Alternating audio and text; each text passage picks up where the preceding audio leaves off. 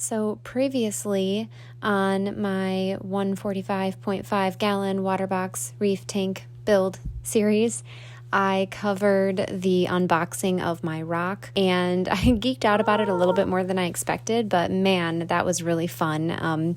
Turns out I did not need to use nearly as much as I ordered, but that's okay because I have another little tank waiting to be set up once I have exhausted all of my energy and excitement with this one. FishTankface.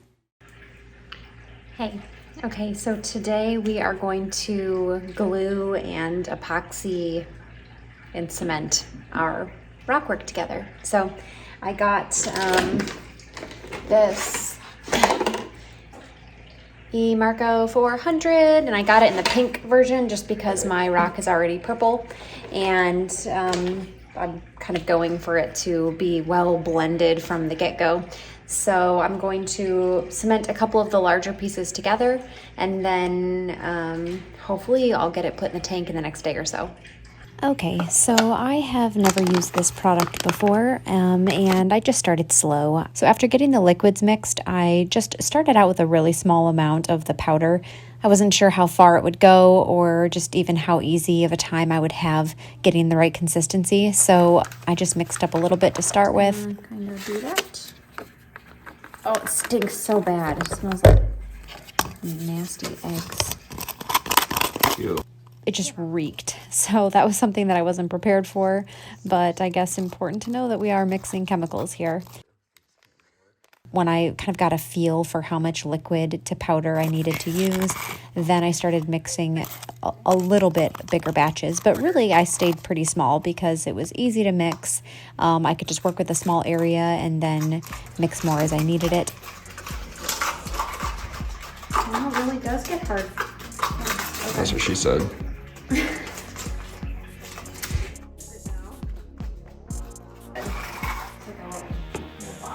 I'm only doing a small spot. Oh, look what a good match it is. I was thinking that too. That is a really good match.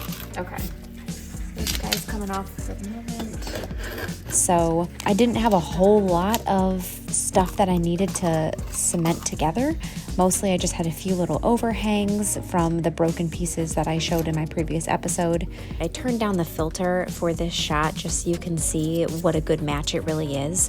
If you're going with the LifeRock by CaribSea, then, or really any purple rock, I guess, but specifically this purple rock, then the Marco 400 pink version is a super good match. So that was about it, and to be honest, I mean, I used so little of this cement in my Aquascape. It's silly. I probably did not need to purchase this product, but I was happy with it, and I would say, you know, it was a really great match color-wise, so I would definitely recommend it.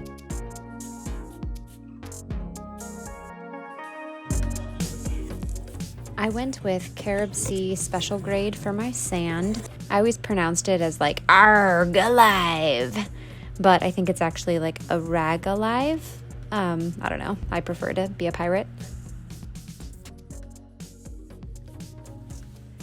So one thing with the Aquascape was I was going for originally more height. I spent about 8 hours, maybe more, maybe a little less, but a long time working on the Aquascape. One thing I kept doing was building it up higher, but I realized that my tank, being only a 16-inch tall tank and then having the water be, you know, 1 inch below that, and considering that the sand is 1 inch from the bottom, I mean, I was only working with about a foot of water depth.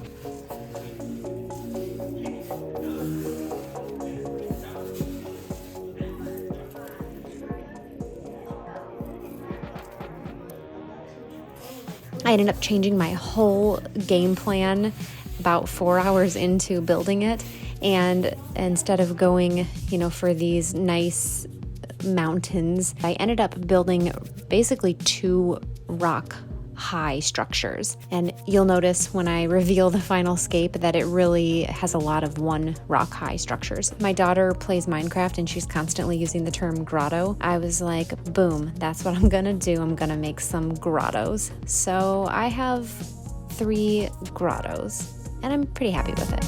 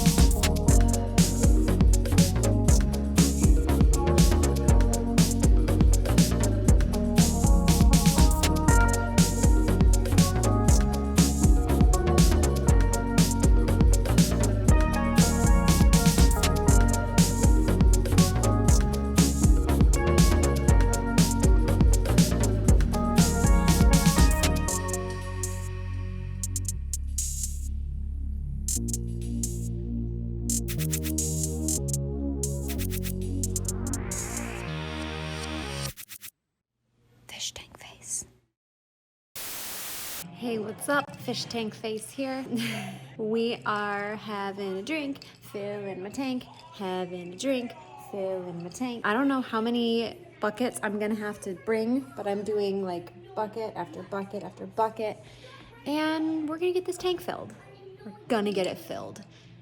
And we're gonna fill my drink, and then we're gonna fill the tank again until it's full.